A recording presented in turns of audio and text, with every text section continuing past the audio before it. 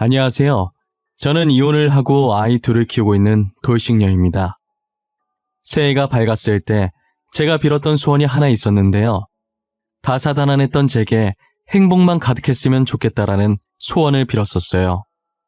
매년 저희 아이들을 위한 소원만 빌다가 올해 처음으로 저를 위한 소원을 빌었는데 하늘에서 힘들게 살아온 제가 가여우셨는지 저의 소원을 들어주셨더라고요. 아직까지는 돌싱녀에 대한 시선이 좋지 않은 게 사실이잖아요. 그래서 이번에 이혼을 하게 되면서 아직 일어나지도 않은 일들에 정말 걱정을 많이 했었어요.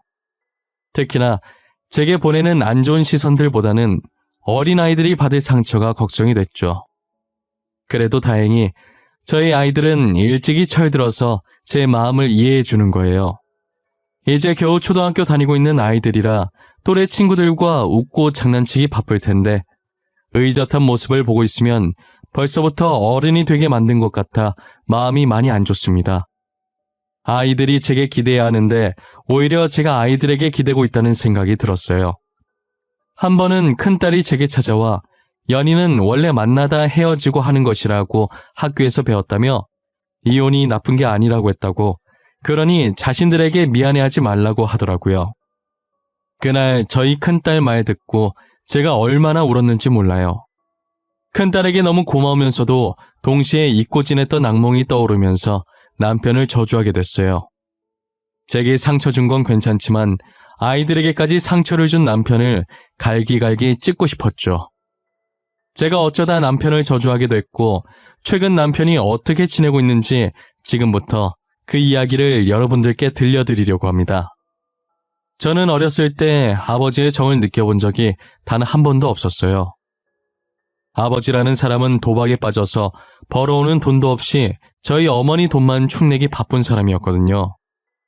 어머니께서 새벽까지 일하셔서 돈을 벌어오시면 그 돈은 싹 다 아버지의 도박으로 나가게 되는 거예요. 결국 어머니는 이렇게 살다간 빚덩이에 앉을 것 같아서 아버지와 이혼을 하시고 홀로 저를 키우셨어요. 어머니는 제가 기죽지 않았으면 하는 바람에 정말 누구보다 열심히 사셨어요. 정말 안 해본 일이 없을 정도로 돈이 될 만한 일은 마다하지 않고 하셨죠. 그렇게 악착같이 모은 돈을 가지고 시장 안에 작은 가게를 하나 장만하셨어요. 저희 동네에 있는 시장이 꽤나 큰 편이라 사람들이 많이 왔었어요. 어머니께서 이곳에서 장사하면 좋을 것 같다는 말을 종종 하셨었는데 딱 마침 위치 좋은 곳에 자리가 나서 냉큼 그 자리에 원단 파는 가게를 만드셨어요. 저는 원단 파는 가게가 잘 될까 했는데 의외로 장사가 잘 되는 거예요. 원단 좋은 거 하나 사놓으면 이것저것 만들 수 있는 게 엄청 많다는 걸 그때 알았어요. 저희 어머니가 옷에 관심이 많았어서 그런지 원단도 좋은 걸 잘 뽑아내시더라고요. 그리고 안 해본 일도 없으셔서 손님들께 말도 참 잘했죠. 구경만 하러 오신 사람들도 양손 가득 사서 나가실 정도라니까요. 사장님 성격이 너무 좋고 원단도 다른 곳과는 틀리다고 소문이 나서 저희 가게는 바빠지기 시작했어요. 부모님께서 제가 갓 초등학교에 들어갔을 때 이혼하셔서 중학생 때까진 기죽어서 지냈었거든요. 하지만 고등학교에 들어가면서 어머니 덕에 큰 집으로 이사도 가보고 남들에게 꿀리지 않을 정도로 부유하게 자라게 되면서 어깨 펴고 학교를 다닐 수 있었어요. 늘 제게 미안해하시던 어머니도 제가 웃음을 되찾자 덩달아 얼굴이 피시더라고요. 저는 든든한 어머니 밑에서 대학도 가고 나름 직장도 잘 가게 되었어요. 그리고 제가 남들보다 비교적 늦게 결혼을 한 편이에요. 제가 결혼하던 당시에 제 친구들은 이미 자식들을 유치원에 보내고 있었어요. 아무래도 이혼 가정에서 자라다 보니 제 자식에게까지 저의 아픔을 물려주게 될까봐 지레 겁을 먹어서 결혼이라는 걸 안 하고 싶어 했어요. 그렇다고 연애를 아예 안 한 것도 아니었어요. 비혼주의임을 미리 밝히고 연애를 하긴 했지만 결국 나중엔 항상 상대 쪽에서 결혼을 바라더라고요. 결혼 얘기가 나오는 순간 저는 상대방에게 이별을 구했었어요. 그러다 건너 소개를 받아 연애를 하게 됐는데 6개월 만에 임신이 된 거예요. 저는 아이를 낳아 키울 자신이 없었는데 남편이 낳아서 키우자고 하는 바람에 어쩔 수 없이 원치 않게 결혼을 하게 됐어요. 그래도 남편이 저를 많이 도와주고 시댁살이도 없어서 걱정과 다르게 결혼 생활을 잘하고 있었어요. 다른 건 정말 다 괜찮았는데 하나 문제가 있다면 그건 바로 남편의 직장이었는데요. 남편은 중소기업에 다니고 있었는데 저와 결혼할 때도 회사 재정이 좋지 않았었어요. 제가 남편보다 좋은 직장을 다녔었지만 출산과 육아 때문에 일을 그만두게 되면서 돈 벌 사람이 없었어요. 그래서 언제 망할지 모르는 회사 때문에 저희 부부는 하루하루 늘 조마조마했었어요. 늘 걱정 속에 살고 있었는데 결국 남편 회사는 얼마 지나지 않아 부도 처리가 났어요. 하루아침에 남편은 직장을 잃었고 저도 곧 출산을 앞두고 있어서 걱정이 많았어요. 그러던 와중에 어떻게 하셨는지 친정어머니께서 남편 실직 소식을 접하시고 제게 연락을 주신 거예요. 다연아, 진서방 실직된 거 들었어. 지금 진서방 어때? 속이 말이 아닐 텐데 걱정이네. 그래서 다른 데 일할 곳은 있는 거야? 엄마가 어떻게 알았어? 일부러 엄마 걱정할까봐 말 안 한 건데. 혹시 우리 남편이 엄마한테 말했어? 지금 누가 말했는지가 중요해. 취직하는 게 중요하지. 안 그래도 이번에 2호 내려고 했는데 진서방 아직 직장 못 구했으면 그거 진서방한테 맡기려고 전화했어. 2호 낼까 말까 몇 년째 고민하더니 결국 내기로 한 거야? 그런데 우리 남편 서비스직 해본 적이 한 번도 없어서 잘하려나 모르겠네. 진서방 나한테 엄청 싹싹하잖아. 아마 손님들한테도 잘할 거야. 서비스직은 다른 거 필요 없어. 손님들한테 친절하기만 하면 돼. 저희 남편은 친정어머니의 도움으로 작게 가게를 하나 차리게 됐어요. 처음엔 원단에 대해 아는 게 없으니 친정어머니께 교육받으면서 많이 고생했어요. 정식 오픈 전까지 집에서 원단에 대한 책을 읽고 직접 원단 샘플들을 만져보면서 열심히 공부했어요. 열심히 공부한 보람이 있었는지 처음 해보는 건데도 손님들에게 설명을 척척 잘하더라고요. 퇴근하고 집에 와서는 서비스직에 재능이 있는 것 같다고 있었던 일을 얘기하며 제게 으스대기도 했어요. 적응을 잘하는 것 같아서 다행이라는 생각을 했죠. 그렇게 저는 다니던 회사를 그만두고 아이를 낳은 후 육아에 전념하기 시작했어요. 제가 육아를 하는 사이 남편 가게는 이제 어느 정도 자리를 잡아가는 듯 했어요. 단골 손님도 생겼다고 얼마나 좋아했는지 몰라요.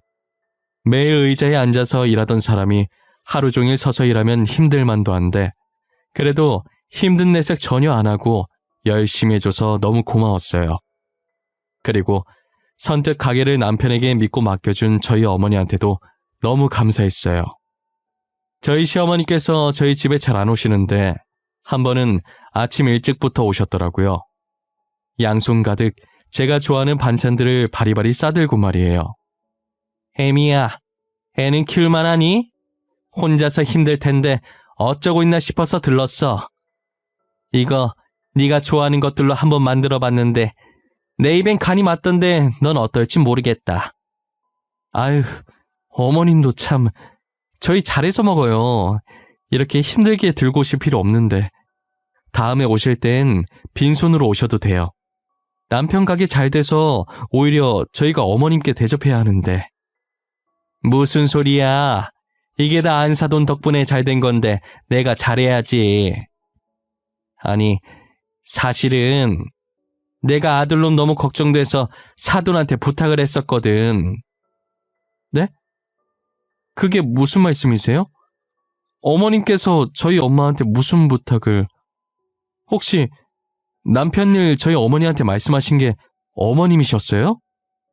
아니, 나는 답답해 죽겠는데 마땅히 말할 사람이 없더라고.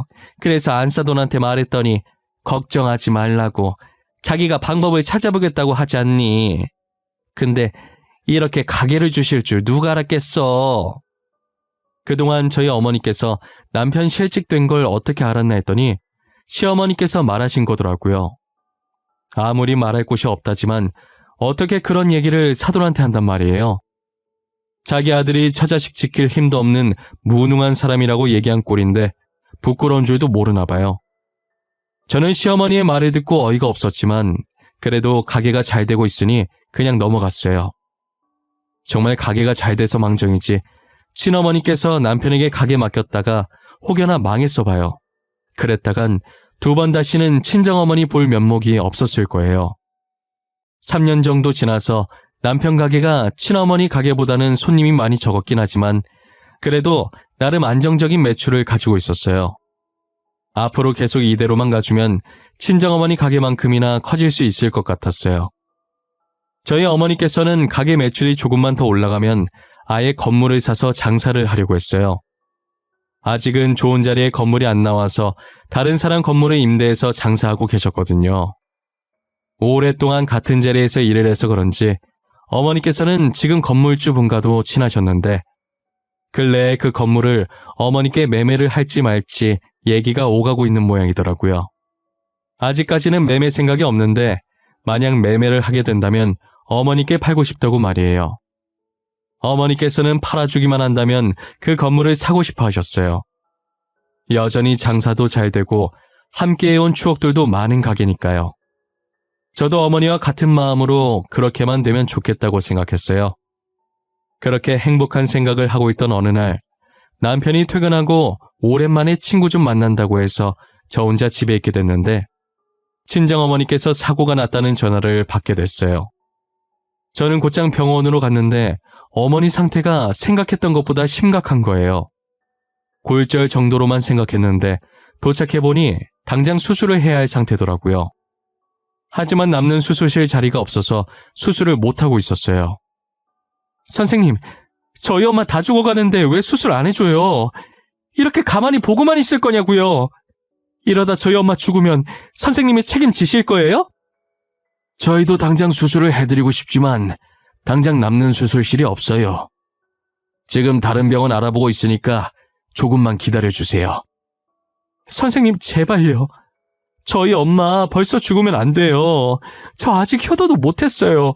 제발 살려주세요. 네? 엄마, 조금만 참아. 응? 엄마 뭐라고? 안 들려. 힘든데 억지로 말하려고 하지 마. 나중에 수술하고 말해줘. 저는 수술실에 자리가 없다는 의사의 말에 정신을 놓고 있었어요. 와중에 저희 친정어머니는 제게 무어라 말을 하시더라고요. 하지만 기운이 없으셔서 말소리가 나오지 않고 입만 뻥긋뻥긋 하셨죠. 계속 억지로 말하려고 하시길래 다른 병원 옮기기도 전에 남은 기운 다 쓰실까봐 나중에 수술을 끝내고 말해달라고 했어요. 10분 정도 지나니 다른 병원 수술실을 잡을 수 있었고 저희는 구급차에 올라탔어요. 저는 다른 병원으로 가면서 남편에게 전화를 했는데 논다고 정신이 없는지 받질 않더라고요. 친정어머니는 저렇게 사경을 헤매고 남편은 전화를 안 받으니 참았던 눈물이 나오기 시작했어요. 지금 누구보다 친정어머니께서 제일 힘드실 텐데 괜히 걱정 끼칠까봐 안 울려고 했는데 한 번 터진 눈물은 멈출 생각을 안 하고 계속 흐르더라고요. 그래도 다행히 병원에 다 와가길래 친정어머니께 조금만 참으라고 했어요. 저희 어머니께서는 제 눈물을 보시더니 닦아주려고 하신 건지 제게 손을 뻗으시는데 제 얼굴에 닿기도 전에 툭 하고 힘없이 떨어지는 거예요. 그러더니 곧이어 같이 타고 계시던 구급대원께서 급하게 심폐소생술을 하셨어요. 드라마에서 보던 것처럼 제 사고 회로는 정지됐고 모든 장면이 스노우 모션처럼 느껴졌어요. 그리고 그게 제가 본 저희 어머니의 마지막 모습이었습니다. 당시 제가 둘째를 임신한 지 7개월쯤 됐을 때였는데 부랴부랴 저희 어머니 장례식장을 알아보고 새벽부터 조문객을 받다가 해 밝았을 때 제가 잠시 짐 챙기러 집으로 들어갔어요. 남편은 그날 친구 집에서 자고 안 들어온 것인지 보이지 않았고 대신 시어머니께서 계셨어요. 언제 저희 집에 오신 건진 모르겠지만 시어머니께서는 친정어머니 장례식에 못 가게 저를 막았죠. 너 제정신이니? 지금 만삭인 몸으로 어딜 가겠다는 거야? 출산 앞두고 장례식장 가는 거 아니다. 원래 경사 앞둔 날엔 그런 곳 가는 거 아니다. 어머님, 다른 사람도 아니고 저희 엄마예요. 하나밖에 없는 딸이 어떻게 엄마 장례식장을 안 가요? 만약에 어머님이 이 상황인데 남편이 저 임신했다고 경사 앞뒀더니 안 가겠다고 하면 어떤 기분이겠어요? 나는 너랑 우리 손주 위해서 하는 말인데 꼭 그렇게 되받아쳐야 되겠니? 새벽부터 봤으면 됐잖아. 그러다가 부정 타서 우리 손주까지 잘못되면 어떡하려고 그러냐? 어? 어떻게 너만 생각해?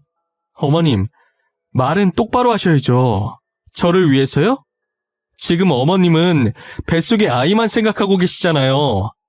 진짜 저를 위하시면 지금 이렇게 막으시면 안 되는 거죠. 막말로 이미 이 세상에 없는 사람인데 너가 갔는지 안 갔는지 어떻게 알아? 네가 간다고 해서 사돈께서 다시 살아나는 것도 아니잖니. 시어머니께서는 되도 않는 말을 하면서 장례식장에 못 가게 막으시는 거예요. 어쩜 입만 열면 저렇게 재수없는 말을 하시는지 저것도 능력이라고 생각했어요. 저는 남편이라도 대신 보내려고 전화했는데 남편도 가게에 일이 생겼다고 못 가겠다고 하더라고요. 그 가게도 친정어머니 때문에 하게 된 거면서 하루만이라도 쉰다고 하고 가면 될 걸 그거 하나 못 가준다고 하니 너무 서운하고 친정어머니한테 미안했어요.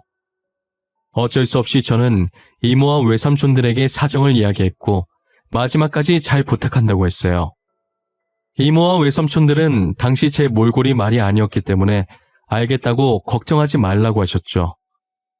죄송한 마음에 보조금은 전부 이모와 외삼촌들이 나눠 가지겠어요. 결국 저는 친정어머니의 마지막 가시는 길을 함께하지 못했었죠. 평소 짠순이셨던 어머니께서는 제게 많은 유산을 남겨주시고 떠나셨어요. 친정어머니의 마지막도 못 지킨 못난 딸이라 감히 이 돈들을 쓸 수가 없어서 시어머니와 남편 몰래 다른 곳에 보관을 하고 있었어요.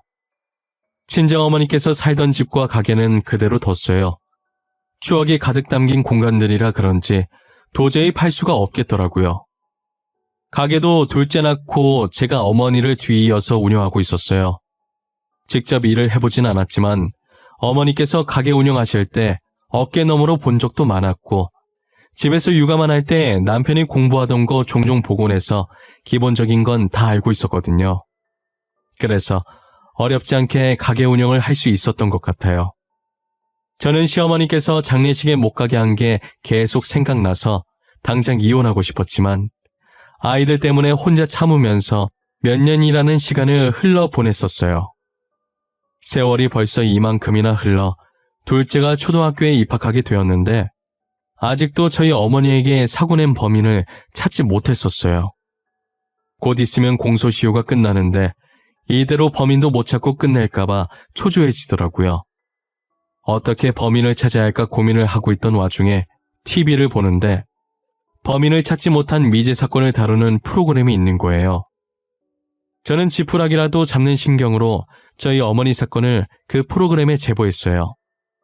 많은 사건들이 있어서 제 제보가 방영될 거라고는 기대도 안 하고 있었는데 얼마 뒤 저희 어머니 사건이 방송에 나오더라고요. 저녁을 먹으면서 보고 있었는데 남편이 그 방송을 보고 숟가락을 떨어뜨리는 거예요. 여보, 밥 잘 먹다가 갑자기 왜 그래? 숟가락 하나 더 가져다 줄까? 청소 깨끗이 해도 금세 바닥에 먼지 쌓여서 더러워. 잠시만 기다려봐. 아니, 괜찮아. 근데 저게 뭐야? 지금 저거 우리 장모님 사고 난 거 얘기하는 거 아니야? 장소도 그렇고 장모님 사고 당시랑 너무 비슷한데? 아, 저거 우리 엄마 사고 난 거 맞아. 내가 제보했거든. 혹시나 뭐라도 도움될까 싶어서. 경찰한테 맡겨도 몇 년째 범인을 못 잡으니까 너무 답답하잖아. 그래서 제보했어. 왜 당신 마음대로 제보를 해? 할 거였으면 나한테 먼저 상의를 하고 했었어야지. 왜 말도 없이 저런데 제보를 하고 그래? 갑자기 왜 화를 내고 난리야? 내가 뭐 못할 짓이라도 했어? 딸인 내가 제보하겠다는데 왜 당신 유난이야? 우리 엄마 사건 내 마음대로 제보도 못해? 당신 뭐 찔리는 거라도 있어? 아니, 찔릴 게 뭐가 있어? 그러니까 내 말은 나도 장모님을 친어머니처럼 생각했는데 나한테는 말도 없이 당신 혼자 결정하니까 그래서 잠시 흥분했던 것 같아. 미안해. 그럼 애초에 그렇게 얘기했으면 좋았잖아. 왜 화부터 내서 괜히 싸움을 하게 만들어? 나도 말 안 하고 마음대로 한 거 미안해. 당신도 우리 가족인데. 대뜸 남편이 제게 화를 내서 당황했었는데 남편 말 듣고 보니 어느 정도 일리도 있더라고요. 저희 어머니라 아무 생각 없이 제보를 한 것이었는데 남편 입장에서는 서운할 수도 있었을 것 같아요. 자신도 장모님과 사이가 되게 각별했는데 자신에게는 말 한마디 없이 제 마음대로 했으니까요. 한편으로는 이게 그렇게까지 화낼 일인가 싶기도 했어요. 그러다 며칠 뒤 시어머니께서 평소와 다른 행동을 하셨어요. 처음엔 저희 둘째에게 첫째 이름을 부르시더니 첫째 보고는 누구냐고 하시더라고요. 그러더니 다짜고짜 제 머리채를 잡고 첫째를 어떤 놈한테서 낳은 아이냐고 난리인 거예요. 한참 난리 피우시다가 제 머리채를 잡고 있던 손에 힘이 풀리더니 이내 자기 손을 보면서 방금 자기가 뭐 한 거냐고 제게 미안하다고 하셨어요. 그런데 시어머니 표정에 정말 아기가 없어 보이는 게 순간 설마 했어요. 시어머니는 괜찮다고 했지만 제가 보기엔 정상이 아니셨어요. 걱정되는 마음에 시어머니를 모시고 병원에 가보았죠. 아니나 다를까 제 예상대로 치매 판정을 받게 되셨어요. 최근에 정신적으로 충격을 받아서 치매 진행 속도가 급속도로 빨라진 것 같은데 혹시 며칠 사이에 어머님께 무슨 일이라도 있으셨나요? 아니요, 없어요. 최근에 사고 같은 것도 없었고 늘 집에만 계시던 분이세요. 충격받으실 만한 일이 전혀 없는데. 그래요. 며느님께서 모르는 무언가가 있었나 보네요. 지금 상태로 혼자 계시면 무슨 일이 생길지 모르니 혹시나 혼자 사시면 집에 모시는 걸 추천드립니다. 저는 의사의 말을 듣고 시어머니를 저희 집에 모시고 살기로 했어요. 그런데 저와 남편 둘 다 일을 하고 있으니 저희 집에 모시고 와도 봐줄 사람이 집에 없는 거예요. 제가 모셔도 됐지만 남편 가게보다 제 가게가 매출이 더 좋기도 하고 제가 집에 있으면 계속 장례식장에 못 가게 한 것이 생각날 것 같아서 남편을 집에 있게 하고 싶었어요. 제가 남편에게 당분간 다른 친척분께 가게를 맡길 테니 시어머니를 봐달라고 했는데 자기가 왜 집에 있어야 하냐며 며느리인 제가 보살피라고 하는 거예요. 당신 어머니잖아. 당신이 모셔야지. 내가 왜 모셔? 당신은 우리 엄마 돌아가셨을 때 지켜줬어? 아니잖아. 병간호도 아니고 장례식 3일 지켜달라고 한 것도 안 지켜줬잖아. 갑자기 왜 그 얘기가 나와? 내가 장모님 살아계실 때 잘해드렸던 건 생각도 안 하지? 그리고 며느리가 시어머니 모시는 게 당연한 거 아니야? 남자는 집에 있고 여자가 일하는 게 보기 좋니? 누가 일하든 무슨 상관이야. 돈만 잘 벌어오면 되는 거지. 그리고 뭐? 며느리가 시어머니 모시는 게 당연하다고? 어떻게 당연한데? 핏줄이 모시는 게 당연하지. 자신을 낳아준 어머니를 필사적으로 보살피지 않으려고 하는 남편의 모습을 보고 정말 정이 다 떨어졌어요. 도대체 무슨 이유로 저렇게까지 시어머니를 안 모시려고 하는지 모르겠더라고요. 결국 요양사님을 집에 들이기로 했고 2주 뒤부터 일할 수 있다고 하셔서 요양사님이 오실 동안만 가게를 친척분께 맡기고 제가 시어머니를 보살피기로 했어요. 그런데 그 2주 사이에 어마무시한 일들이 하나씩 터지기 시작했죠. 의사가 제게 말했던 것처럼 시어머니의 치매 진행 속도가 엄청 빨랐어요. 첫째만 못 알아보시던 시어머니께서는 이제 저도 못 알아보실 지경이었어요. 늘 누군가 자신을 찾아올까 불안해하시고 계속 남편만 찾고 계셨죠. 그러다 일주일 후 제정신으로 돌아오셔선 제 손을 꼭 잡으시더라고요. 애미야, 내가 사돈 장례식장에 못 가게 한 거 이제야 벌을 받는가 보구나. 나는 미워해도 우리 아들은 너무 미워하지 마. 우리 아들도 그러려고 그런 게 아니야. 남편이 뭘 했는데요? 아, 어머님 안 모시려고 했던 거요? 저는 솔직히 남편이 이해가 안 가요. 낳아주신 분을 왜 안 모시려고 하는 건지. 원래 아들이 다 그렇지 뭐. 아가, 그거 말고도 만약 우리 아들이 잘못한 게 있으면 차라리 나를 미워해. 다 자식 잘못 키운 애미 탓이니까 내가 이렇게 대신 사과하마. 시어머니께서 제게 무언가 말을 하려고 머뭇거리실 때 전화 한 통이 오는 거예요. 어머니 사건의 범인을 찾을 수 있을 것 같다는 경찰의 연락이었죠. 급한 나머지 아픈 시어머니를 집에 혼자 두고 부랴부랴 겉옷을 챙겨 나갔어요. 경찰서에 도착하니 한 남자가 경찰 앞에 앉아 조사를 받고 있더라고요. 그 사람은 저희 어머니 사건의 유일한 목격자였어요. 목격자는 경찰서에 오기 전날 밥을 먹으면서 미제 사건 프로그램을 재방송으로 보고 계셨대요. 계속 보고 있는데 당시 자신이 그 장소를 지나갔던 기억이 있는 것 같다고 하더라고요. 그때 졸음운전 때문에 노랫소리를 엄청 크게 해놓고 가고 있었는데도 잠이 쏟아졌었대요. 그래서 잠시 차를 정차해두고 차 안에 놔뒀던 졸음껌이 생각나서 찾고 있었대요. 목격자가 졸음껌을 찾을 때쯤 목격자가 있던 차선의 반대편에서 사고가 났고 차 안에 있던 목격자는 노랫소리가 너무 커서 사고 난 걸 듣지 못했다고 하시더라고요. 그리고 졸음껌을 찾고 출발할 때는 이미 사고 낸 차량이 없었고 워낙 어두워서 사람이 쓰러져 있는 것도 못 보셨다고 하시더라고요. 그런데 가끔 찝찝한 느낌이 들면 그게 대부분 맞아떨어지잖아요. 목격자도 제 방송을 보면서 기분 나쁜 찝찝한 느낌이 들더래요. 언제 무슨 일이 생길지 몰라서 1년마다 블랙박스를 백업시켜뒀다고 하시더라고요. 그래서 확인을 해보니 다행히 그때 영상이 정확히 찍혀 있어서 차 번호판은 잘 보이지 않는데 도움이 될까 하고 날 박는 대로 경찰서에 왔다고 하셨어요. 경찰은 그 영상을 받아서 번호판이 찍힌 화면을 확대하기 시작했어요. 그리고는 번호판을 조회해보는데 제가 많이 보던 이름이 뜨더라고요. 동명이인이겠지 했는데 모든 정보들이 저희 남편과 일치했어요. 곧바로 경찰은 남편을 잡으러 갔고 저는 남편에게 무슨 말이라도 들어보려고 계속 기다렸어요. 얼마 지나지 않아 남편이 끌려왔고 저를 발견한 남편은 고개를 푹 숙이고 있더라고요. 알고 보니 남편이 실수로 사고를 냈는데 그게 저희 어머니였던 거죠. 내려서 얼굴을 확인하고 너무 놀래서 도망갔다고 하더라고요. 그래서 죄책감에 저희 어머니 장례식장에도 안 갔던 거였어요. 제가 제보했을 때 왜 그렇게 화를 냈나 했더니 자신이 범인인 것이 밝혀질까봐 그랬던 거예요.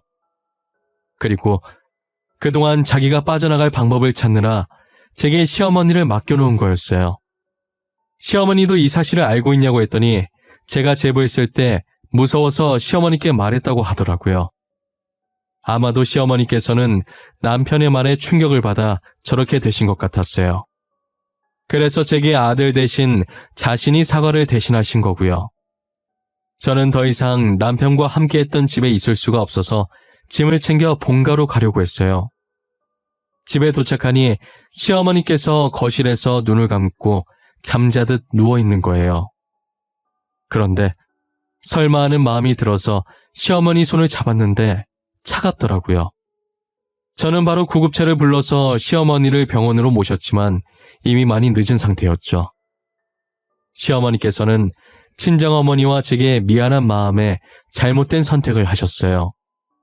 남편은 경찰서에 있어서 시어머니 마지막 가시는 모습도 보지 못했고 저는 냉정하지 못해서 시어머니 장례식장을 남편 대신 지켜드렸어요. 시어머니를 보내드리고 나서 바로 남편과 이혼을 했어요.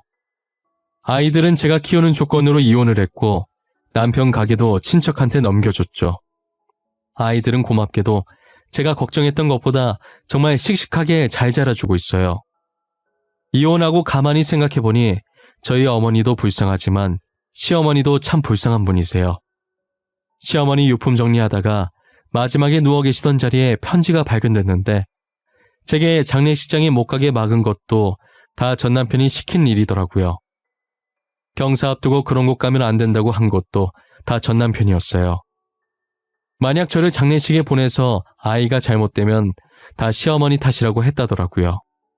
아들 하나 잘못 키워서 지금 이게 뭔가 싶습니다. 전 남편은 현재 징역 살고 있고 시어머니가 돌아가시면서 충격에 반쯤 미친 사람처럼 있다고 하더라고요. 아무래도 자기가 제게 한 짓이 그대로 돌아간 것 같아요.